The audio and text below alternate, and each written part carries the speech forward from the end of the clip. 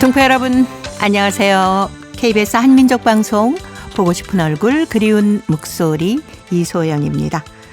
요즘에 눈도 많이 내리고 날씨가 추워서 길이 얼어붙어 있는 경우가 많습니다. 길을 가다가 꽈당하고 넘어질 때도 있고요. 또 쉽게 미끄러지기 때문에 조심들 하셔야 되죠.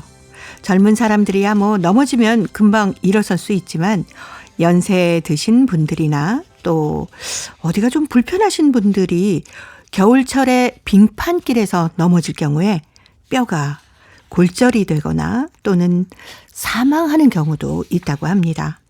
그만큼 무서운 게 바로 낙상 아닐까요? 겨울에는 평소보다 관절이 굳어져서 가벼운 충돌이나 넘어짐에도 크게 다칠 수가 있다고 합니다. 아직 겨울이 다 간 게 아니니까요. 외출하기 전에는 근육을 풀어주는 스트레칭도 좀 하시고요. 넘어지지 않도록 각별히 조심하시기 바랍니다. 자, 오늘 첫 곡 황규영이 노래합니다. 나는 문제없어.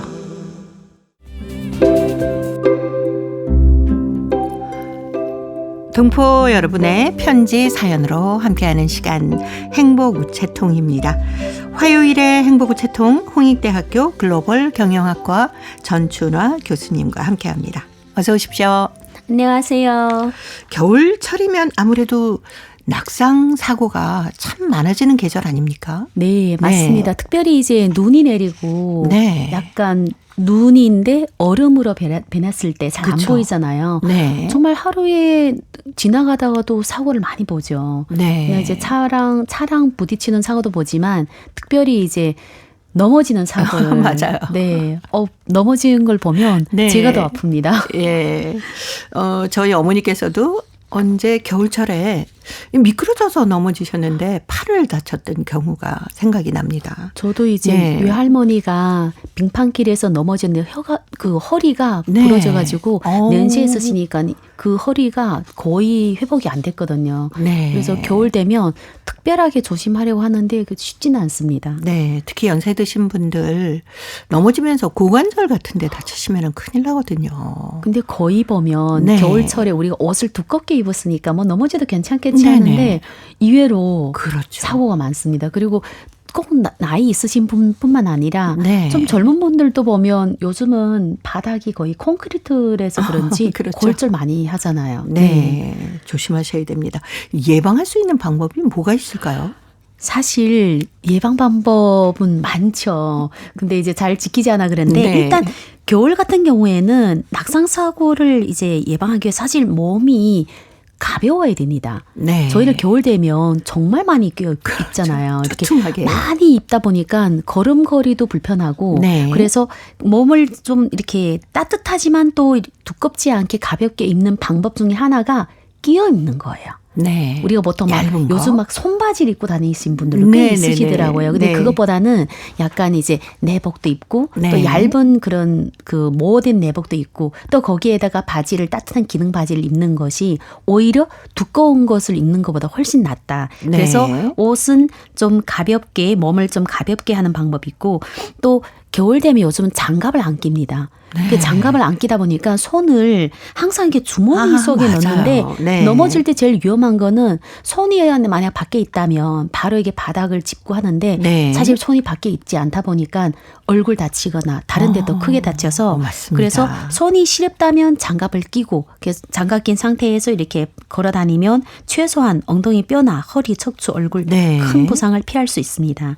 그리고 저도 잘 지키지 못하지만 하이힐을 네. 특별히 여자분들이 그럼요. 이제 일단 무슨 계절이나 힐을 신는 게 사실 이쁘잖아요. 그러다 보니까 그런데 힐 중에서도 굉장히 이게 뾰족하고 하이힐은 네. 겨울철이 제일 위험합니다. 그래서 이런 신발은 신발장 속으로 넣고 약간 뒷굽이 낮고 폭이 넓으면서 미끄러지지 않은 편안한 신발을 착용하는 게 훨씬 더 좋습니다. 네, 요즘에는 뭐 거의 신발들이 미끄럼 방지로 전부 되어 있기 때문에 그렇죠.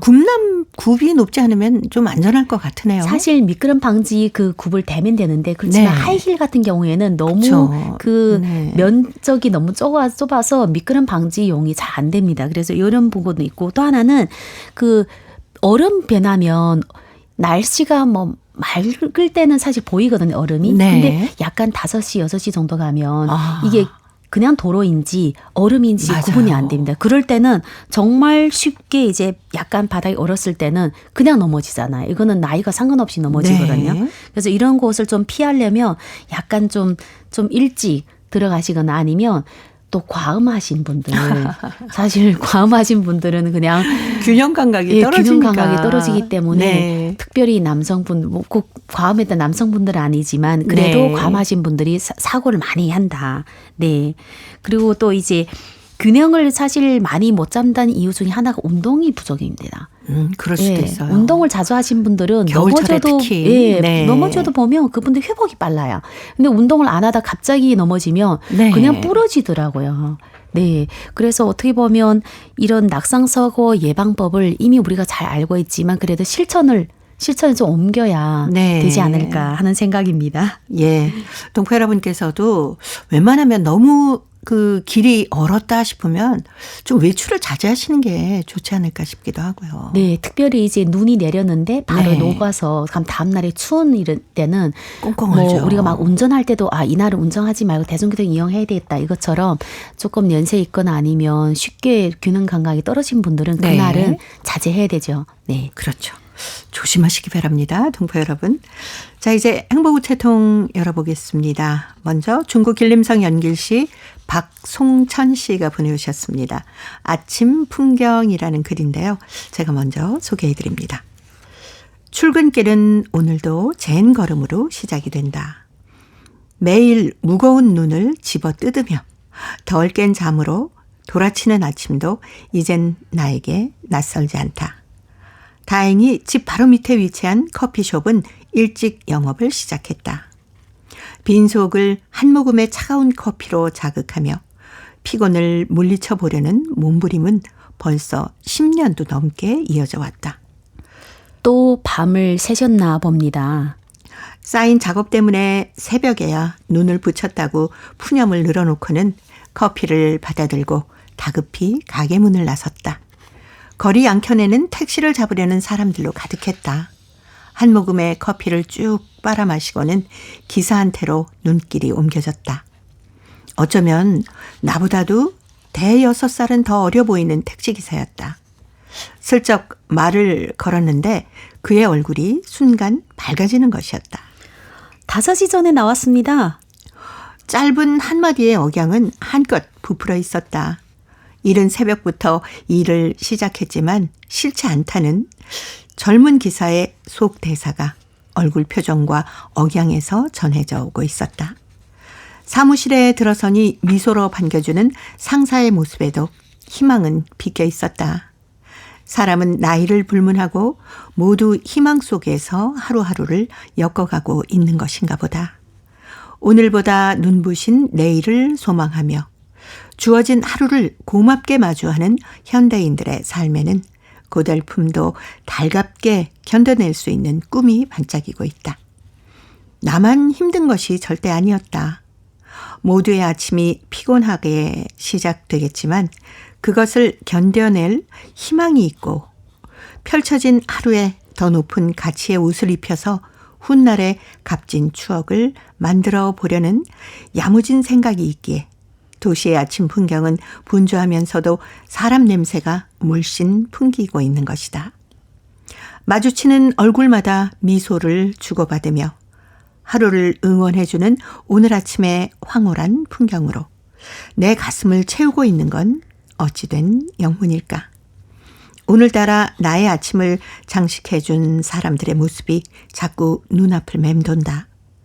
쌍둥이 딸을 둔 커피숍의 사장님, 젊은 택시기사, 밝은 미소의 아침 인사가 유난히 달콤한 직장 상사, 그리고 모두 나보다 일찍 일터에 나온 그들 앞에서 피곤에 젖어 부정적인 이미지를 연출하며 혼자만 바쁜 척 해온 나는 부질없는 모습으로 그들의 아침 풍경을 흐려놓은 건 아닐까? 미안함과 함께 부끄러운 감정이 얼굴을 뜨겁게 달군다. 30의 중반에서 난 아직도 어린아이처럼 누군가의 동정을 기대하고 있었던 것 같다. 자신의 감정을 그대로 얼굴에 드러내며 약간의 어려움이 닥쳐와도 미간이 찌푸러지는 것을 감추지 못하는 내가 오늘따라 정녕 얄미워진다. 내 삶에 유난히 자극을 준 오늘의 아침 풍경과 마주하고 나도 누군가의 풍경 속을 장식하는 내일 아침을 기다려본다. 만나는 누군가에게 희망을 안겨줄 수 있는 따뜻한 미소를 짓는 것부터 배우면서 말이다. 라는 글이었습니다. 선생님도 비슷하지 않으신가요? 아침에 이렇게 막 바쁘게 나오면서 네. 부지런하게 하루를 시작하는 많은 사람들과 마주치지 않습니까? 그렇죠. 네. 그 특별히 대중교통을 이용을 하게 되면 정말 많은 다양한 사람들의 표정을 볼 수가 있거든요. 네. 막 인상을 써가면서 가는 사람이 있는가 하면 맞아요. 그냥 아침인데 막 잠도 덜 깨고 네. 아직 잠자는 중 있는 사람도 있고 또 그러면서도 불구하고 또 환하게 웃는 사람도 있고 네. 정말 다양한 사람들 보는 거죠. 예. 아침에 이렇게 무표정한 사람보다는 왠지 얼굴에 좀 미소와 희망의 빛이 보이는 분들을 만나면 그것도 좀 전염되지 않나 싶어요. 맞아요. 그래서 저는 어릴 때부터 지배 교육 자체가 이제 나갈 때 웃는. 그래서 저는 이제 피곤해도 밖에 나가면 이제 사실 아침에 출근할 때는 면세에 서신 분들을 많이 뵀거든요. 그리고 초등학교 앞에 있다 보니까 초등학교 앞에서 학생 등하교를 계속 봉사하신 분이 계세요. 네. 저는 이제 나오면 그분을 먼저 보기 때문에 항상 그냥 웃으면서 인사를 시작을 한 것 같아요. 네. 그러다 보니까 이 사람 웃고 나면 바로 돌아서서 이렇게 또 다른 분 보면 또 아는 분이잖아요. 네. 그러면 그냥 동네 떠나기 전에 그냥 웃음을 계속 하면서 이렇게 인사하다 보니까 그게 이제 그냥 시작인 것 같습니다. 지금 생각해 보니까. 그렇죠. 그분들한테 어떻게 보면 굉장히 고마운 일이죠. 네. 저는 이제 출근길에 처음으로 마주치는 분이 아파트 경비 아저씨잖아요. 네. 근데 참 인사를 잘해 주세요. 네. 아, 오늘은 내가 먼저 해야지라고 생각했는데 어느새 아이고 좋은 아침입니다 하고 인사를 하시는 거예요. 맞아요. 그리고 잘 다녀오세요라고 하니까 저도 왠지 가슴에 아 그래 오늘 좀 희망찬 하루가 펼쳐지겠다라는 그런 느낌을 받게 되는데 제가 먼저 해야 되잖아요. 근데 이게 참 재미있는 게 네. 그런 분이 옆에 있으면 그분은 누가 먼저 한 거가 중요한 게 아니라 그냥 네. 보면 반가운 거예요. 그렇죠. 또 이런 분들하고 인사를 하게 되면 웃음이랑 웃었다 금방 사라지는 거 아니라 약간 얼굴에 있잖아요. 근데 다른 사람 그러니까요. 봤는데 그분이 내가 그분하고 딱 눈 마주치면 또 이분도 보면 우리가 웃는 거예요. 그래서 그분한테 받은 그 영향을 또 다른 분한테 같이 나눠주는 네. 것 같아서 그냥 웃고 다니는 게 어떻게 보면 제일 좋은 보약인 것 같습니다. 그렇죠. 그리고 행복한 사회를 만드는 지름길이기도 하고요. 맞아요. 예. 그래서 막 웃음 교실 네, 네. 처음에는 아니 그냥 웃으면 되지 왜 웃음 교실까지 만드냐 이랬는데 생각보다 이렇게 안 웃는 분들도 있고 네네. 또 이렇게 그 시간이 세월이 지나다 보면 웬만한 일에는 그렇게 크게 안 웃다 보니까 이게 습관되는 것 같아요. 그래서 맞아요. 제가 아는 분은 웃음 강사거든요. 그래서 아. 그분은 피곤해도 웃어요. 피곤해 웃는다니 그냥 미소 지는 거 아니라 피곤한 걸 얘기하면서도 얼굴은 웃고 있어요. 네. 그러면 그 피곤함이 피곤한데 나도 모르게 미소를 지으면서 듣고 있는 그래서 생각해 보면 주위에 많이 웃는 사람들하고 같이 있는 것도 좋은 겁니다. 그럼요. 박송천 씨의 글을 보니까 그 한국의 젊은이들의 그 출근하는 아침 풍경이 그대로 그려지는 글 아닙니까?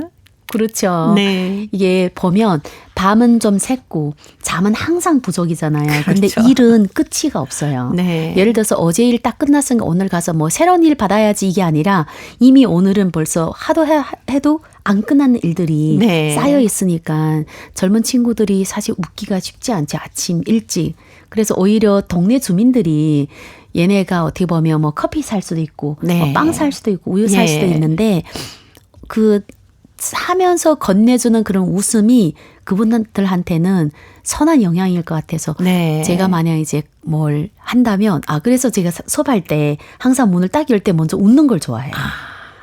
뭐 좋겠어요. 학생들이. 학생들도 좋지만 네. 제가 더 힘을 받습니다. 왜냐하면 네. 제가 이렇게 웃으며 들어가면 꼭 누군가는 저랑 마주치면서 같이 웃어주거든요. 네. 그러면 왠지 얘네는 사실 첫 번째 수업도 피곤하고 두 번째 수업도 피곤하고 오후 수업도 피곤한데 웃음을 받으면 시작할 때 일단 힘을 얻게 됩니다. 네. 웃음을 많이 주고받읍시다. 네, 이렇게 열심히 살아가는 모습을 보면은 위안도 되고 또 자극도 되고 나도 저렇게 살아야지 하는 힘을 얻지 않습니까? 네. 오늘 박송천 씨 글 덕분에 우리 모두가 즐거운 하루를 시작할 것 같습니다. 한동준의 노래 준비했습니다. 너를 사랑해.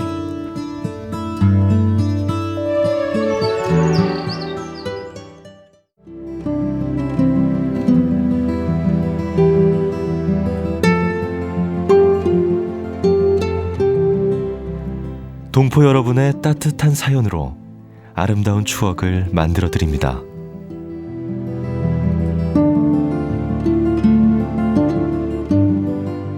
보내실 곳은 대한민국 서울특별시 영등포구 여의공원로 13 KBS 한민족방송 보고 싶은 얼굴 그리운 목소리 담당자 앞이고요. 인터넷 주소도 알려드립니다. KBS 홈페이지 www.kbs.co.kr에 접속하신 다음 라디오, 한민족방송, 보고 싶은 얼굴 그리운 목소리를 순서대로 클릭하신 다음 청취자 참여 코너에 글을 남기시면 됩니다.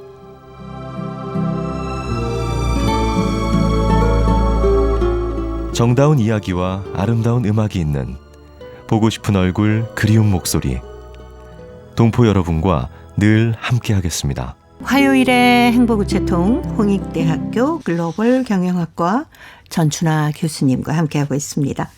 자, 오늘 두 번째 사연 중국 길림성 안도현의 한철욱 학생이 보내왔습니다. 눈이 오던 날. 전춘아 교수님이 소개합니다. 지난해 어느 겨울 아침이었다. 늦잠에서 깨어나 밖을 내다보니 거위털 같은 눈이 흩날리면서 내리고 있었다. 흩날리는 눈이 너무 재미있어서 창문에서 눈을 떼지 못하고 있다가 문득 윗집에서 사는 할머니가 걷다가 눈에 미끄러워서 넘어지는 모습이 눈에 안겨왔다. 아침을 먹기 전에 먼저 눈부터 쓸면 좋겠구나. 눈도 맞고 동네에 좋은 일도 할 겸. 나는 빗자루를 쥐고 밖에 나갔다. 그리고는 하늘을 쳐다보았다. 눈들이 난무하면서 마구 내리고 있었다. 아침 출근 시간이라 동네의 사람들이 하나둘 출근하고 있었다. 모두들 미끄러워 넘어질까 봐 조심조심 걷고 있었다. 나는 아파트 주위를 쓸기 시작했다. 그런데 시멘트 길이 보이게 쓸었지만 곧 눈으로 메워졌다. 그래서 눈이 멎은 다음 쓸기로 하고 잠시 집에 들어갔다. 그리고는 그냥 밖을 내다보면서 어서 눈이 먹기를 기다렸다. 대략 반 시간쯤 지나서야 눈이 멎었다. 그래서 나는 또다시 빗자루를 들고 나섰다. 우리가 아파트 주위에 사람들이 다니는 길을 다 쓸었을 때 내 배에서 ቅ르륵 하는 소리가 났다. 밥을 달라는 모양이다. 그제야 나는 아직 아침을 안 먹었다는 걸 의식했다. 나는 바로 주방에 들어가서 밥을 먹었다. 그런 후 주방 창문으로 밖을 내다보았다. 그때 여러 사람들이 내가 쓸어놓은 길로 지나가고 있었는데 누구나 시름 놓고 걷고 있었다. 그래, 오늘 눈이 맞지만 그러나 내가 쓸어놓은 길로 사람들이 시름 놓고 다니겠지? 이런 생각을 하노라니 나도 모르게 얼굴에 웃음이 피어올랐다.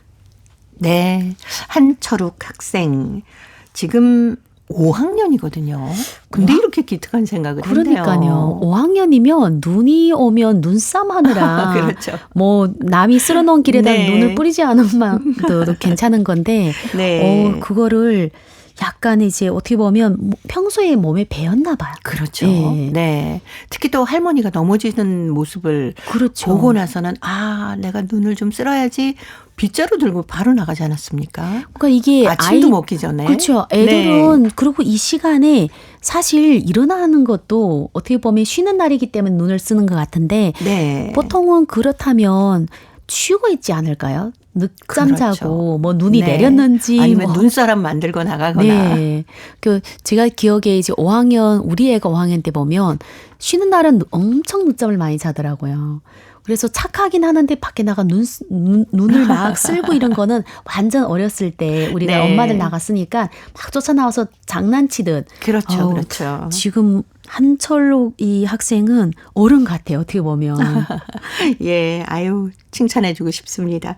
근데 중국 지역은 눈이 많이 오지 않습니까? 북방 지역에 보면은. 네. 그래서 저희 때는 지금은 저도 한참 학교 안 다는 모르겠는데 옛날에는 눈이 내린다 하면 눈이 명령이에요. 그러니까 눈이 내리면 자기 집 앞에 눈은 자기 집에서 쓴다는 이런 네. 캠페인을 했거든요. 예. 그러다 보니까 모든 사람들이 눈만 내리면 이게 일단 뭐냐면 학교 학생들은 빗자루 들고 나와서 학교 근처를 이 상가이걸 다 쓸고 그다음에 이제 개인 집에서 지금은 뭐 아파트가 많지만 옛날에는 개인 집이 이렇게 단층 집이잖아요. 네네. 앞에 있는 그 길 구간은 자기 집에서 쓰는 거예요. 근데 쓸면서 왜냐하면 나는 안 쓸 수 있는데 옆에 집 다 쓸면 우리 집 공간이 남아있잖아요. 그렇죠. 그러면서 사람도 쓸면서 대화도 하고. 근데 네. 이거는 남녀노소 불구하고 무조건 나와 쓰는 거.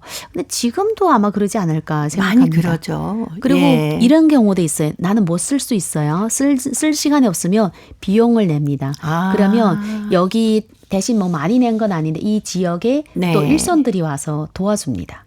아, 네. 그렇게 하는 것도 그렇죠. 뭐 좋은 방법이네요. 근데 이제 이 집에 만약 나이가 좀 있으신 분들이 계신다 이러면 네. 지역 주민들이 같이 해주죠. 그렇죠. 네. 그래서 저는 그때 좋았어요. 일부러 이제 한철호 학생처럼 내가 알아서 나가 쓰는 거 아니라 그냥 이런 캠페인이 있으니까 동참을 하는 거고. 네. 네. 오늘 아침에는 캐나다 밴쿠버에 살고 있는 친구가 카톡으로 사진이 올라왔더라고요. 네. 밴쿠버에 눈이 한 30cm 정도 왔답니다. 어이구. 그래서 좀 길을 좀 쓸어야겠다라고 큰 왜 플라스틱으로 이렇게 눈 미는 거 있잖아요. 예. 그걸 들고 나갔더니 어느새 동네 사람들이 다 들고 나와서 청소를 하고 있더라는 거예요. 눈을 쓸고. 맞아요. 다른 사람을 위해서 이렇게 작은 일이라도 하면은 참 뿌듯한 게 우리들의 마음입니다. 우리 한철욱 학생처럼 눈이 오면 집 앞에 눈은 내가 쓸기. 네. 동포 여러분들 다 그렇게 하고 계실 것 같아요. 예. 자, 오늘 박효신의 노래 눈의 꽃 들으면서 홍익대 글로벌 경영학과 전춘하 교수님과는 또 다음 주에 약속드립니다. 고맙습니다. 감사합니다.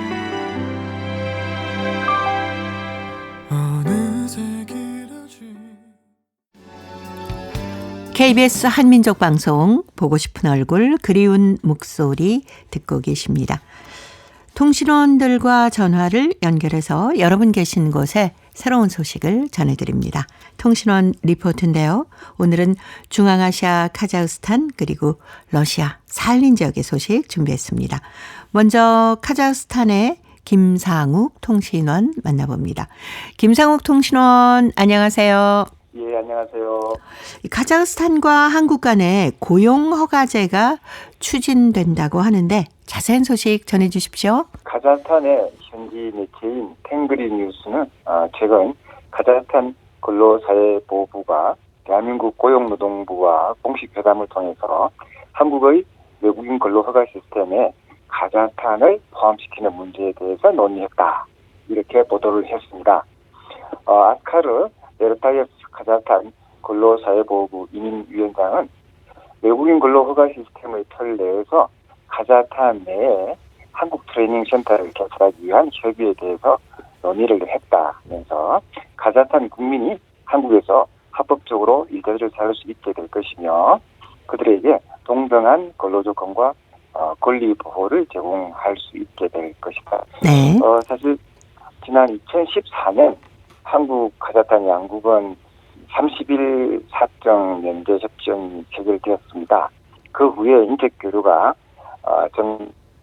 정했는데요.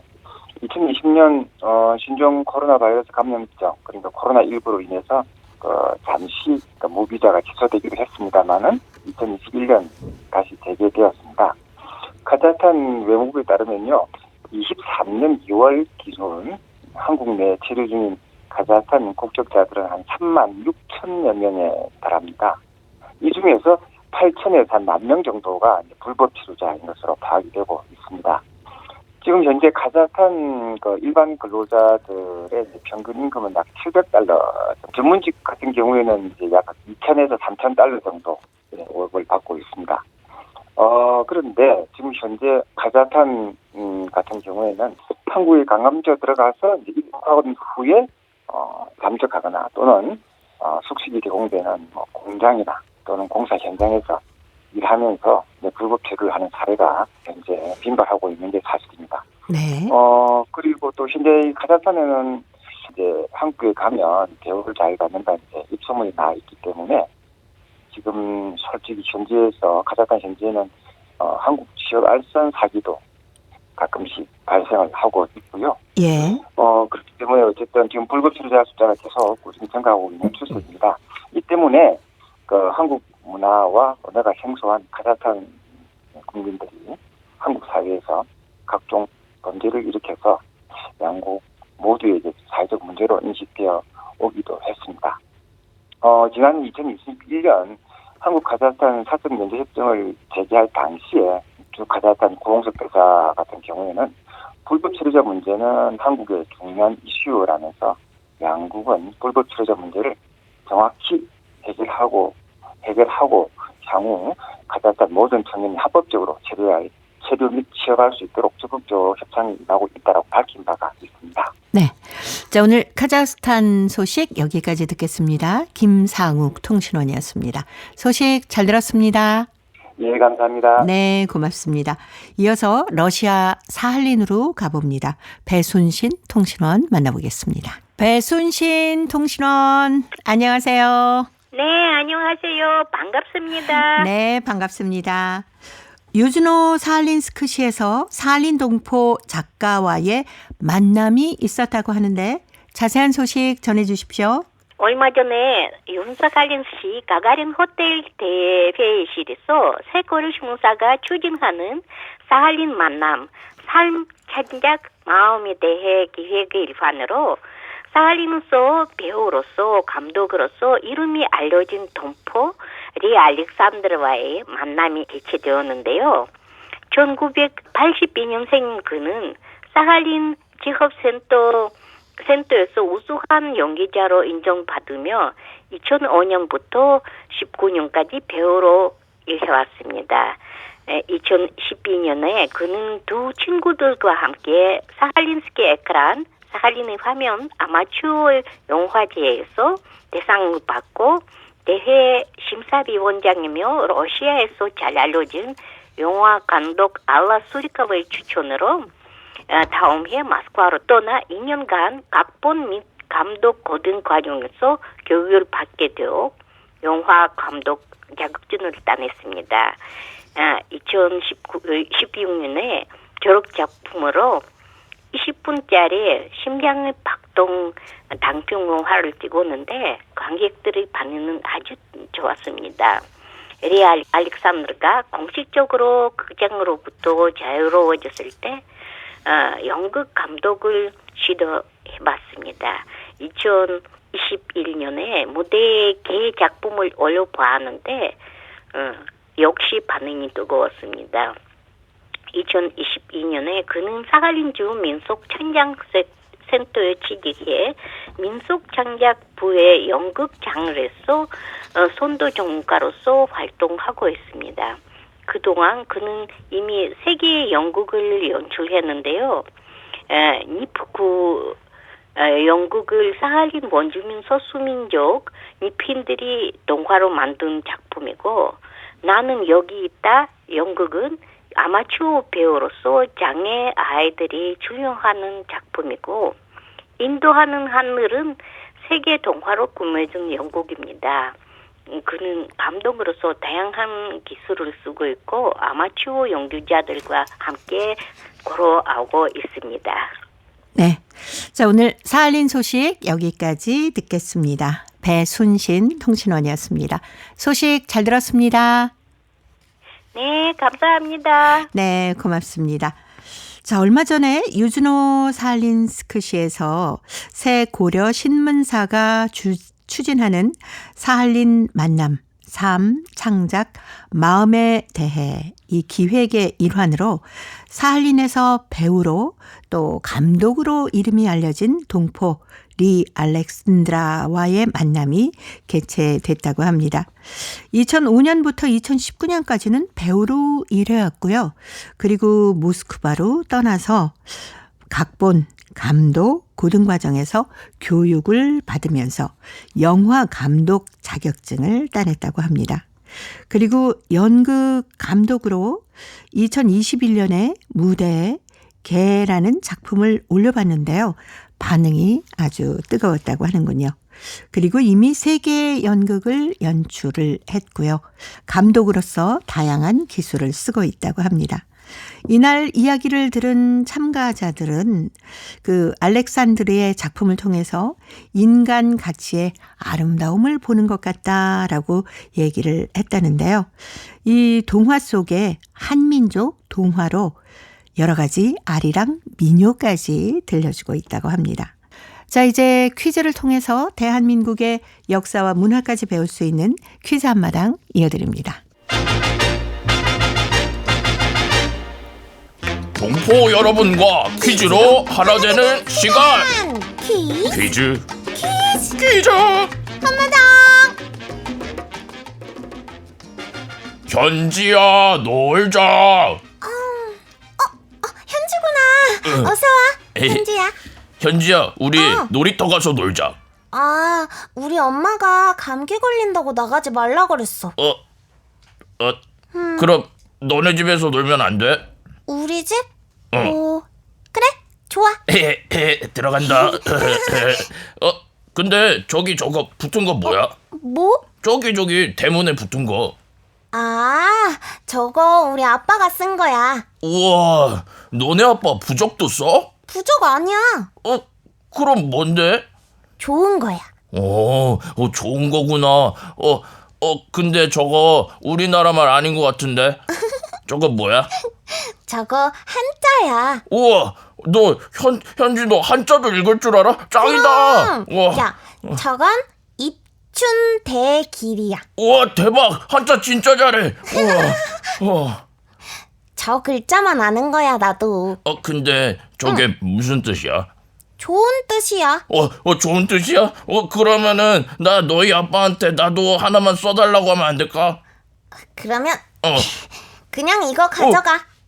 거기 붙어있는 걸 뜯으면 어떡해? 우리 아빠한테 다시 써달라고 하면 돼. 너 아빠한테 혼나는 거 아니야? 아이, 괜찮아. 우리 아빠는 내가 해달라는 거 다 해줘. 그러고서 혼나잖아. 친구 집에 놀러 왔다가 대문에 붙어있는 이것이 부럽다고 하자 이것을 바로 떼서 주네요. 그러게요. 오는 2월 4일이 절기상 입춘인데요. 입춘은 봄의 시작을 알리는 절기입니다. 네, 입춘에는 대문이나 기둥에다 좋은 글을 써서 붙이는데요. 이 글을 이것이라고 합니다. 이것을 춘축, 입춘방, 춘련, 문대, 춘첩자, 춘방, 대련, 춘첩이라고도 합니다. 굉장히 많네요. 네, 조선시대에는 봄을 축하하는 시를 적어서 이것을 선물로 주고받기도 했고요. 옛사람의 아름다운 글귀를 따다가 쓰기도 하고 명필가에게 글을 받아서 문 밖 기둥에 붙이기도 했다고 합니다. 네, 한 해의 무사태평과 풍농을 기원하고 봄이 시작되었음을 자축하기 위한 문구를 써서 집안 곳곳에 붙였는데요. 아까 이것이 좋은 뜻이라고 했는데요. 입춘대길은 입춘을 맞아서 한 해의 기운을 바라는 뜻이고요. 건양다경은 맑은 날 많고 좋은 일과 경사스러운 일이 많이 생기라는 뜻입니다. 자, 여기서 문제 나갑니다. 오는 4일이 절기상 입춘인데요.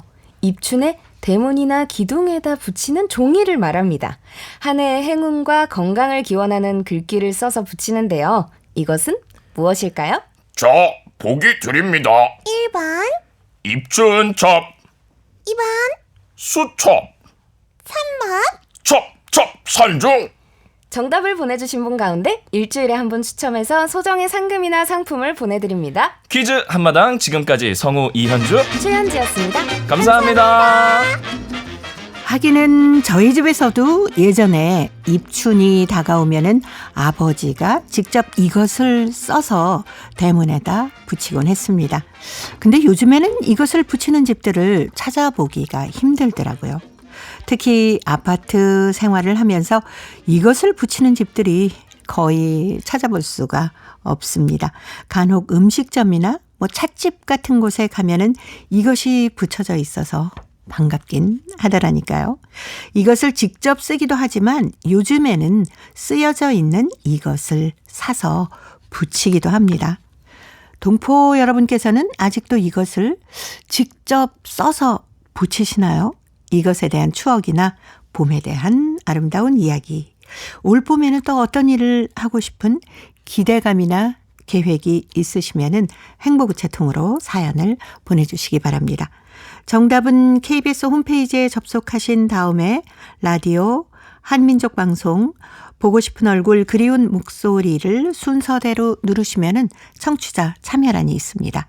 여기에 정답도 적어주시고 행복우체통에 사연도 많이 보내주세요. 그리고 KBS 콩으로 정답을 보내실 때는 잊지 마시고 연락처를 꼭 남겨주시기 바랍니다.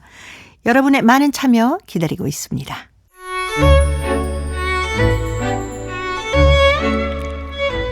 고려인들의 역사를 재조명하고 그들의 삶의 애환을 살펴보는 시간입니다. 고려인 이야기. 사단법인 고려인마을 역사유물전시관의 김병학 관장님 전화로 만나봅니다. 관장님 안녕하세요. 네, 안녕하십니까.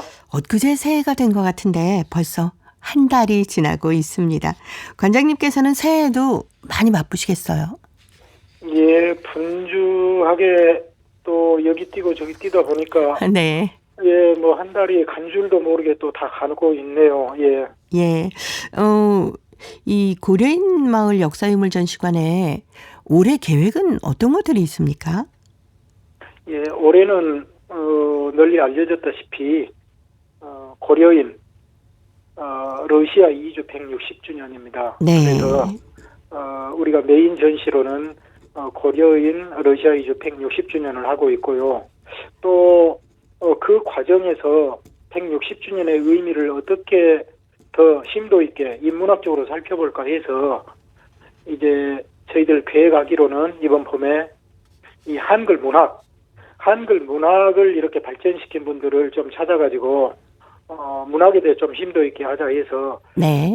이건 뭐 올해 여름쯤이겠습니다마는 포석 조명이 고려인 한글문학 기조인 포석 조명에 대해 좀 다룰 거고요. 네. 또 봄에는 바로 인물전에는 이제 강제주 이후에 이 정말 이 한글문학 오랫동안 이 평론으로서 이 한글문학을 끊임없이 점검하고 그 문학의 그 수준을 이렇게 발전시키는데 견인을 하고 이렇게 했던 상당히 그 최근의 인물입니다.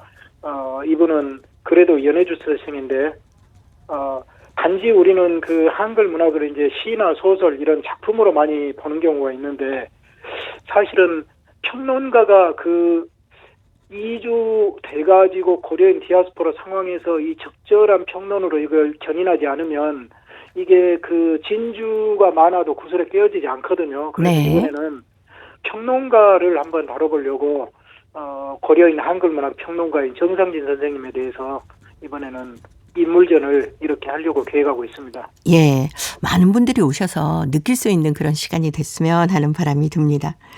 지난 시간에 저희가 포석 조명희 작가의 짓밟힌 고려 시의 일부를 우리 관장님께서 쭉 낭송도 해주셨는데 조명희 작가의 작품 또 다른 건 어떤 게 있나요?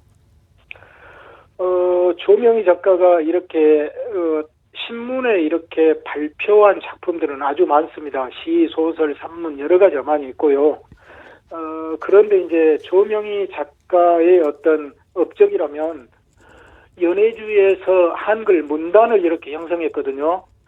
당시에 우리 한반도를 제외하고 한글 문단이 형성된 곳은 연해주뿐입니다. 네. 1920년대, 30년대 초에 한글 문단이 형성이 되려면 몇 가지 요건이 있어야 되는데 첫 번째가 이렇게 작품이 실릴 수 있는 이런 지면들이 있어야 됩니다. 네. 그래서 연해주에서는 신문이 있었지요. 그리고 뭐 작품이 실리려면 당연히 일정한 규모의 작가들이 활동을 해야 되죠. 거기는 뭐 많은 작가들이 활동을 이렇게 했으니까 그렇게 됐고 가장 중요한 것이 작품집이 발간이 돼야 됩니다. 이게 네. 뭐 엔솔로지라고 이야기하죠. 우리말로는 사화집이라는데 예. 그 작가들의 작품이 모여가지고 작품집이 발간이 돼야 비로소 한글 문단이 형성됐다는 것인데 유일하게 당시 연해주에서 이 엔솔로지가 2번이나 이렇게 발간이 됐고 그래서 한글 문단이 형성됐습니다. 이것도 포석 조명희의 노력으로 1934년에 노력자의 고향, 1937년에 노력자의 조국이라는 이 한글 문학 작품집, 이 엔솔로지가 거의 전적으로 조명희의 노력으로 이렇게 발간이 됐습니다. 그래서 연해주는 유일하게 한반도 이해의 지역에서 한글 문단이 형성됐던 것이죠. 예. 그럼 노력자의 조국은 어떤 겁니까? 이제 이것은 제목을 당시에 그 소련 사회에서 사니까 네. 그건 아마 그쪽에서 생존하기 위해서 어쩔 수 없이 소비에트식으로 아마 제목을 지었을 거고요. 예.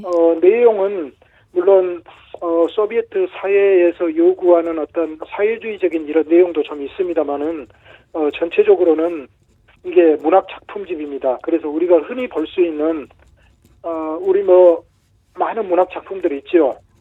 그것처럼 여기에 평론도 있고 조명희를 비롯한 많은 그 작가들의 어떤 시, 뭐 조명희 작가의 그 노력자의 고향을 34년에 펴낸 그걸 살펴보면 이게 110페이지 정도 되는데 네. 조명희의 시 짓밟힌 고려나 10월의 노래, 여자 공격대 맹세하고 나서자, 그리고 하나나돌리 작가의 사랑스러운 사랑, 드락도리스트의 노래, 뭐 전동엽 작가의 보초병, 뭐 이런 굉장히 많은 이런 시와 그 외에 번역 작품도 있고 또 어떤 러시아의 유명한 대문호의 어떤 작품에 대한 어떤 평론, 네. 거기에 대해서 우리는 어떻게 해야 될지, 그리고 여기에 뭐 장편 서사시나 또는 그 위에 뭐 동요, 뭐 여러 가지 작품들이 이렇게 100여 페이지에 실렸습니다. 예. 포석 조명희 작품 전시도 계획을 하고 계시다고 했는데 저희가 그러면 이런 것들을 직접 좀 볼 수도 있을까요?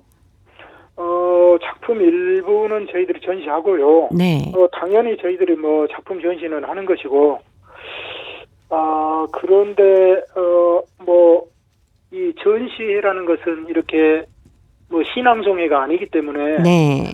포석 조명의 사진이나 또는 그분의 어떤 작품집이나 또 그분의 그 활동에 대한 간단한 기록, 이런 식으로 저희는 전시를 하고, 대신에 포석 조명이 관련 인문 강좌나 특강을 열어서 네. 참석자들에게 조명의 어떤 문학 세계 이런 것에 대해서 저희들이 알리고, 또 저희들이 장기적으로는 또 세미나도 계획을 하고 있습니다. 그래서 전문가들을 모셔가지고 특별한 날에 포석 조명의 문학에 대한 세미나를 해서 자료집도 내고, 이런 식으로 저희들은 지금 해오고 있고 계획을 하고 있습니다. 예. 그런데 이 선봉의 문예 페이지에 뭐 기성 작가들의 작품은 물론입니다만은 학생들의 글도 실렸다면서요? 당시에 기성 작가들도 있었지만 아주 많지는 않았었고요. 또 기성 작가들은 뭐랄까요, 우리의 어떤 한시나 또 옛날식의 어떤 사고에 젖어서 지금 새로운 시대의 어떤 문화에 많이 적응하지는 못했습니다. 그래도 뜻있는 분들은 끊임없이 참여를 했고요. 대신에 포석 조명희는 젊은 학생들, 이 의욕에 넘치는 학생들에게 눈을 돌려서 많이 그 학생들을 키워냈거든요. 예. 그래서 그때 그 학생들이 뜻을 가지고 학생으로 이렇게 있으면서 학생들이 연극단도 만들어 활동하고 그러면서 작품도 발표하고, 그래서 당시 학생들이 많이 등단을 했습니다. 대표적인 작가가 연성룡이나 또 김혜운이나 뭐 이런 작가들인데, 또 뭐 전동혁, 많은 사람들이 학생이었을 때 등단을 해가지고 포석 조명희는 비록 강제이주 직전에 탄압을 받았지만 그들은 살아남아서 또 중앙아시아에서 한글 문학을 이렇게 전개해 나갔던 것이죠. 예. 저희가 시간이 될 때 연성룡 작가에 대해서 좀 자세한 말씀 들어보도록 하겠습니다. 자, 오늘은 선봉이 배출한 작가들, 그들의 작품에 대한 얘기 나눠봤습니다. 오늘도 사단법인 고려인 마을 역사유물전시관의 김병학 관장님이었습니다. 다음 주에 뵙겠습니다. 네. 네, 감사합니다. 네, 고맙습니다. 자, 오늘도 보고 싶은 얼굴 그리운 목소리 함께 해주신 동포 여러분 고맙습니다. 저는 내일 이 시간 다시 찾아오겠습니다. 안녕히 계십시오.